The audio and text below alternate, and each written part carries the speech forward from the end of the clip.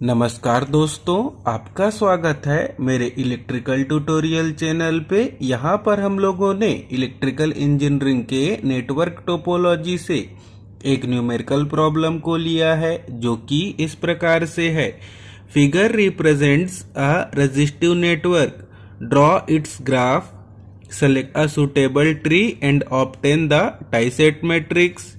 Right down the KVL equation from the tieset matrix. हम लोग इस न्यूमेरिकल प्रॉब्लम पे देख पाएंगे कि जो हम लोगों को रेजिस्टिव नेटवर्क दिया गया है उसका यूज करके सबसे पहले इस रेजिस्टिव नेटवर्क के लिए ग्राफ या ओरिएंटेड ग्राफ को ड्रॉ करना होगा, और उसके बाद हम लोगों को इस रेजिस्टिव नेटवर्क के ग्राफ या ओरिएंटेड ग्राफ का यूज करके सूटेबल ट्री को ऑब्टेन करना होगा, और हम लोगों को उस सूटेबल ट्री की हेल्प से इस दिए हुए रेजिस्टिव नेटवर्क के लिए टाइसेट मैट्रिक्स के वैल्यू को डिटरमाइन करना होगा। और हम लोगों को इस न्यूमेरिकल प्रॉब्लम के सबसे लास्ट में डिटरमाइन करना होगा इस दिए हुए रेजिस्टिव नेटवर्क के लिए केवीएल इक्वेशन को। तो जैसा कि हम लोग इस न्यूमेरिकल प्रॉब्लम पे देख पाएंगे कि केवीएल इक्वेशन को किससे डिटरमाइन किया जाता है,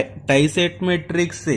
तो आप लोग हमेशा ध्यान रखेंगे कि जब कभी भी हम लोगों को किसी दिए हुए नेटवर्क के लिए हम लोगों को केवीएल इक्वेशन डिटरमाइन करना होगा, तो पहले हम लोगों को उस दिए हुए नेटवर्क के लिए टाइसेट मैट्रिक्स के वैल्यू को हमेशा डिटरमाइन करना होगा। अब हम लोग इस न्यूमेरिकल प्रॉब्लम पे सबसे पहले इस दिए हुए रेजिस्टिव नेटवर्क के लिए ग्राफ या ओरिएंटेड ग्राफ को ड्रॉ करेंगे। तो उसके लिए सबसे पहले हम लोगों को इस दिए हुए रेजिस्टिव नेटवर्क पर नोड पॉइंट को सेलेक्ट करना होगा।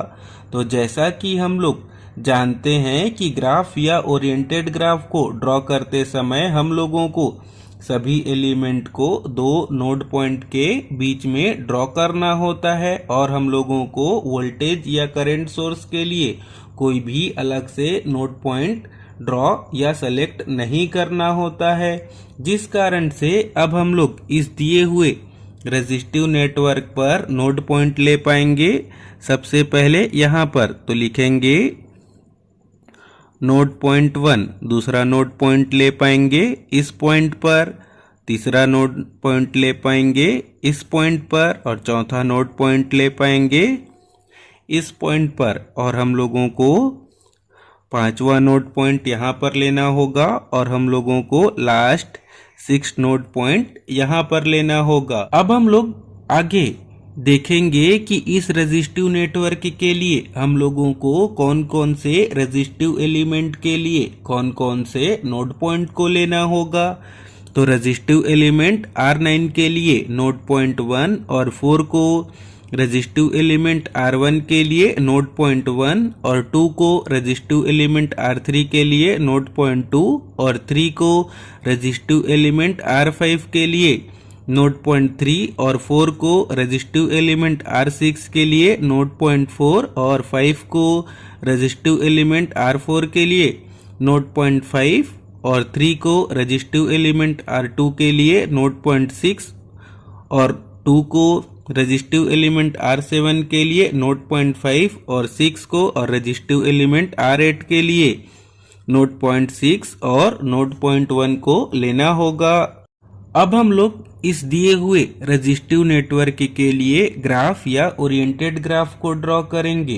तो उसके लिए हम लोगों को ध्यान रखना होगा कि इस रेजिस्टिव नेटवर्क के नोड पॉइंट को ही ग्राफ या ओरिएंटेड ग्राफ का नोड पॉइंट लिया जाता है। तो यहाँ पर हम लोग ले पाएंगे सबसे पहले नोड पॉइंट 1 को यहाँ पर लेंगे, नोड पॉइंट 2 को यहाँ पर लेंगे, नोड पॉइंट 3 को यहाँ पर लेंगे, नोड पॉइंट 4 को यहाँ पर लेंगे, नोड पॉइंट 5 को, और यहाँ पर लेंगे नोड पॉइंट 6 को। अब हम लोगों को ग्राफ या ओरिएंटेड ग्राफ के लिए रेजिस्टिव एलिमेंट R1 के लिए ब्रांच 1 को नोड पॉइंट 1 और नोड पॉइंट 2 के बीच में ड्रॉ करना होगा। तो यहाँ पर हम लोग रेजिस्टिव एलिमेंट R1 के लिए ब्रांच 1 को नोड पॉइंट 1 और नोड पॉइंट 2 के बीच में ड्रॉ करेंगे। अब हम लोग ठीक इसी प्रकार से ग्राफ या ओरिएंटेड ग्राफ के लिए सभी रेजिस्टिव एलिमेंट के लिए उनके रिस्पेक्टिव ब्रांच को ड्रॉ करेंगे।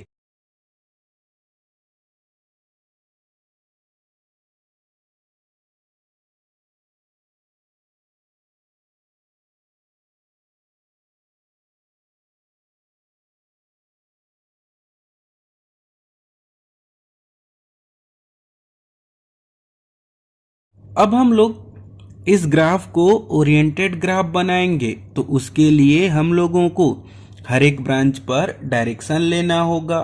तो हम लोग इस न्यूमेरिकल प्रॉब्लम के रेजिस्टिव नेटवर्क पर देख पाएंगे कि हम लोगों को किसी भी ब्रांच पे कोई भी डायरेक्शन नहीं दिया गया है।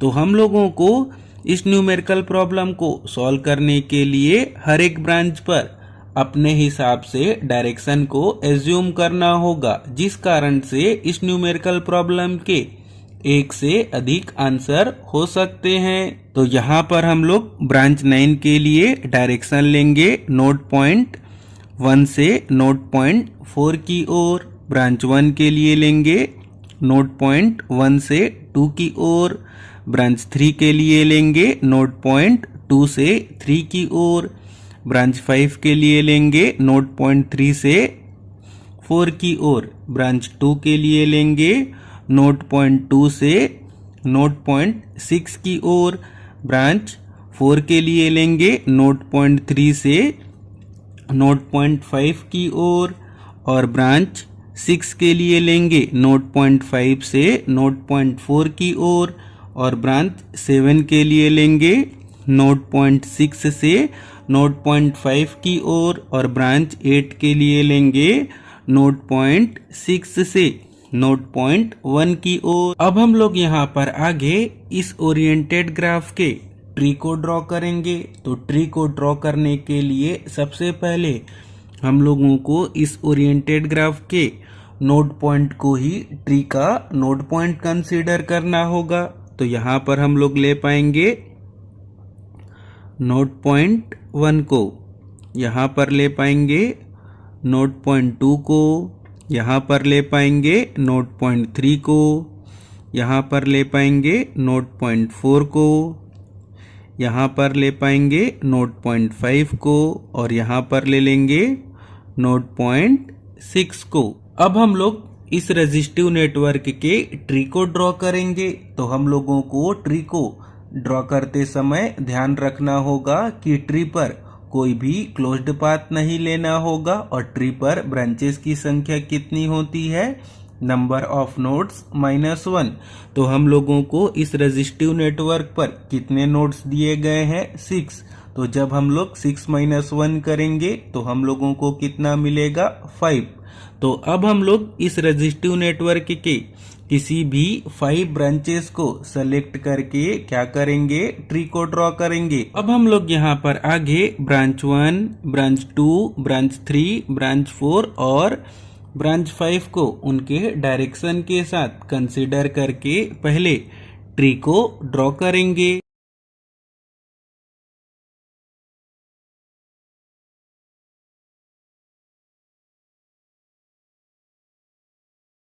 और जैसा कि हम लोग जानते हैं कि ट्री के ब्रांच को ही क्या कहा जाता है, ट्विग कहा जाता है। तो यहाँ पर हम लोग ट्विग करके लिख पाएंगे ट्विग कौन कौन सा ब्रांच होगा, 1, 2, 3, 4 और 5। अब हम लोग इस ट्री पर लिंक्स को भी ड्रॉ करेंगे। तो लिंक्स कौन से ब्रांच कहलाएंगे, वे सभी ब्रांच जिनका हम लोगों ने ट्री बनाने के लिए यूज नहीं किया है, वे सभी ब्रांचेस क्या हो जाएंगे, लिंक्स हो जाएंगे। तो ब्रांच 8, ब्रांच 6, ब्रांच 7 और ब्रांच 9 को हम लोगों को क्या लेना होगा, इस ट्री के लिए लिंक्स कंसिडर करना होगा। और लिंक्स को कैसे ड्रॉ किया जाता है डॉटेड लाइन से। तो अब हम लोग इस ट्री पर ब्रांच 8, ब्रांच 7, ब्रांच 6 और ब्रांच 9 को डॉटेड लाइन से ड्रॉ कर लेंगे।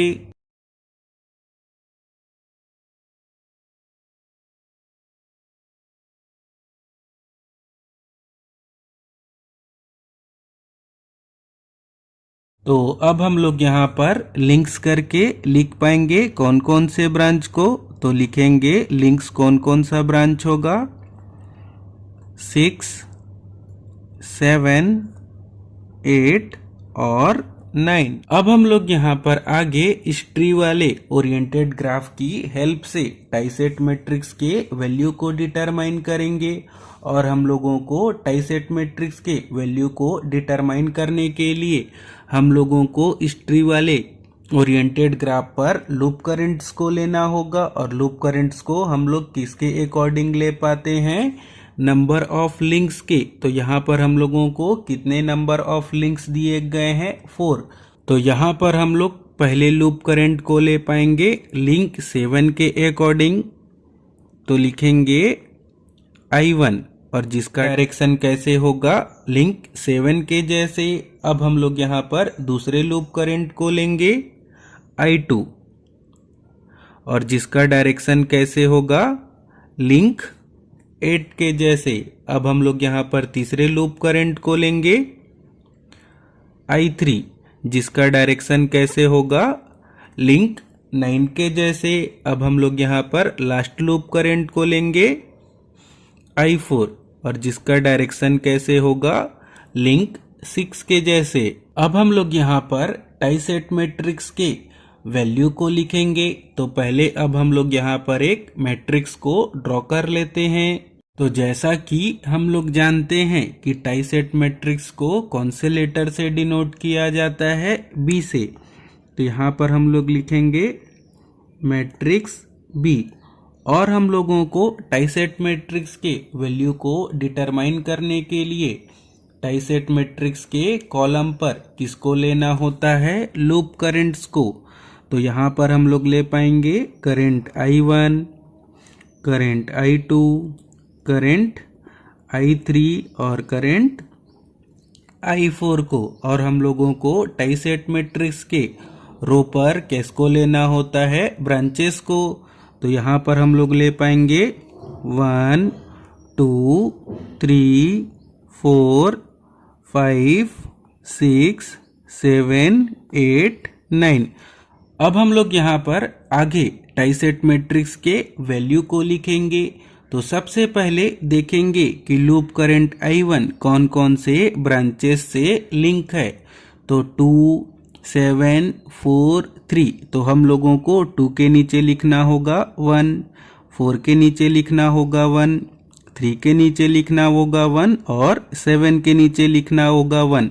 और बाकी सभी ब्रांचेस के नीचे क्या लिखेंगे, 0। अब हम लोग यहाँ पर आगे देखेंगे कि लूप करंट I1 के करंट के अपोजिट डायरेक्शन कौन कौन से ब्रांचेस पर है। तो ब्रांच 4 और ब्रांच 3 पर। तो अब हम लोगों को 3 वाले ब्रांचेस पर क्या लगाना होगा, माइनस साइन। और 4 वाले ब्रांचेस पर क्या लगाना होगा, माइनस साइन। अब हम लोग यहाँ पर आगे लूप करंट I2 के लिए अगले रो के वैल्यू को डिटरमाइन करेंगे। तो देखेंगे कि लूप करंट I2 कौन कौन से ब्रांचेस से लिंक है। तो 1, 2 और 8। तो ब्रांच 1 के लिखेंगे नीचे पर 1, 2 के नीचे पर लिखेंगे 1 और 8 के नीचे पर लिखेंगे 1। बाकी सभी के जगह क्या लिखेंगे, 0। अब हम लोग यहाँ पर आगे देखेंगे कि लूप करंट I2 के जैसा ही ब्रांच 8, ब्रांच 1 और ब्रांच 2 पर डायरेक्शन है। तो हम लोगों को यहाँ पर कोई भी साइन को चेंज नहीं करना होगा। अब हम लोग यहाँ पर आगे लूप करंट I3 के लिए अगले रो के वैल्यू को डिटरमाइन करेंगे। तो देखेंगे कि लूप करंट I3 कौन कौन से ब्रांचेस से लिंक है, 5, 3, 1 और 9। तो लिखेंगे 1 के नीचे 1, 3 के नीचे 1, 5 के नीचे 1 और 9 के नीचे 1। और बाकी सभी के जगह क्या लिखेंगे, 0। अब हम लोग यहाँ पर आगे देखेंगे कि लूप करंट I3 के अपोजिट कौन कौन से ब्रांचेस पर अपोजिट डायरेक्शन है। तो 5 पर है, 3 पर है और 1 पर है। तो हम लोगों को 5, 3, 1 के लिए क्या लेना होगा, माइनस साइन। अब हम लोग यहाँ पर आगे I4 के लिए अगले रो के वैल्यू को डिटरमाइन करेंगे। तो यहाँ पर हम लोग देखेंगे कि I4 कौन कौन से ब्रांचेस से लिंक है, 4, 5, 6। तो 4 के नीचे लिखेंगे 1, 5 के नीचे लिखेंगे 1 और 6 के नीचे लिखेंगे 1। बाकी सभी के जगह क्या लिखेंगे, 0। अब हम लोग यहाँ पर आगे देखेंगे कि लूप करंट I4 के अपोजिट डायरेक्शन कौन से ब्रांच पर है। तो ब्रांच 5 पर। तो हम लोगों को ब्रांच 5 के लिए क्या लेना होगा, माइनस साइन। तो यहाँ पर हम लोगों ने इस ट्री वाले ओरिएंटेड ग्राफ की हेल्प से दिए हुए रेजिस्टिव नेटवर्क के लिए टाइसेट मैट्रिक्स के वैल्यू को डिटरमाइन किया। अब हम लोग इस न्यूमेरिकल प्रॉब्लम पे आगे इस टाइसेट मैट्रिक्स की हेल्प से दिए हुए रेजिस्टिव नेटवर्क के लिए केवीएल इक्वेशंस को डिटरमाइन करेंगे। अब हम लोग यहाँ पर आगे इस टाइसेट मैट्रिक्स के पहले रो की हेल्प से पहले केवीएल इक्वेशन को लिखेंगे। तो पहले रो पर देख पाएंगे कि ब्रांच 2 के लिए 1 है, ब्रांच 3 के लिए -1 है, ब्रांच 4 के लिए -1 है और ब्रांच 7 के लिए 1। तो पहले इक्वेशन को लिख पाएंगे V2 minus V3 minus V4 plus V7 is equal to 0। अब हम लोग यहाँ पर आगे इस टाइसेट मैट्रिक्स के दूसरे रो की हेल्प से सेकंड केवीएल इक्वेशन को लिखेंगे। तो यहाँ पर देख पाएंगे ब्रांच 1 के लिए 1 है, ब्रांच 2 के लिए 1 है और ब्रांच 8 के लिए 1 है। तो लिख पाएंगे V1 plus V2 plus V8 is equal to 0। अब हम लोग यहाँ पर आगे टाइसेट मैट्रिक्स के तीसरे रो की हेल्प से अगले केवीएल इक्वेशन को डिटरमाइन करेंगे। तो तीसरे रो पर देख पाएंगे ब्रांच 1 के लिए -1, ब्रांच 3 के लिए -1, ब्रांच 5 के लिए -1 और ब्रांच 9 के लिए 1। तो यहाँ पर हम लोग लिख पाएंगे -V1 minus V3 minus V5 और plus V9 is equal to 0। अब हम लोग यहाँ पर आगे लास्ट रो की हेल्प से लास्ट केवीएल इक्वेशन को डिटरमाइन करेंगे। तो लास्ट रो पर देखेंगे ब्रांच 4 के लिए है 1, ब्रांच 5 के लिए -1 और ब्रांच 6 के लिए है 1। तो यहाँ पर हम लोग लिख पाएंगे V4 minus V5 plus V6 is equal to 0। यहाँ पर हम लोगों को ध्यान रखना होगा जो हम लोगों ने V1, V2, V3, V4, V5, V6, V7, V8 और V9 लिया है वे सभी क्या होंगे, रेजिस्टिव नेटवर्क के ब्रांच वोल्टेज कहलाएंगे। तो इसी के साथ ही यह न्यूमेरिकल प्रॉब्लम कंप्लीट हुआ, जिस पर हम लोगों ने सीखा कि कैसे रेजिस्टिव नेटवर्क के लिए हम लोगों को ग्राफ या ओरिएंटेड ग्राफ को ड्रॉ करना होगा। और हम लोगों ने आगे देखा कि ग्राफ या ओरिएंटेड ग्राफ की हेल्प से कैसे ट्री को ड्रॉ किया जाता है और ट्री के हेल्प से कैसे टाइसेट मैट्रिक्स के वैल्यू को डिटरमाइन किया जाता है और ट्राइसेट मैट्रिक्स की हेल्प से कैसे हम लोगों को दिए हुए रेजिस्टिव नेटवर्क के लिए केवीएल इक्वेशंस को लिखना होगा। तो अगर आपको यह सब बताने का मेथड, समझाने का मेथड अच्छा लगा हो तो इस वीडियो को लाइक एंड शेयर करें और मेरे चैनल को सब्सक्राइब करें। Thank you.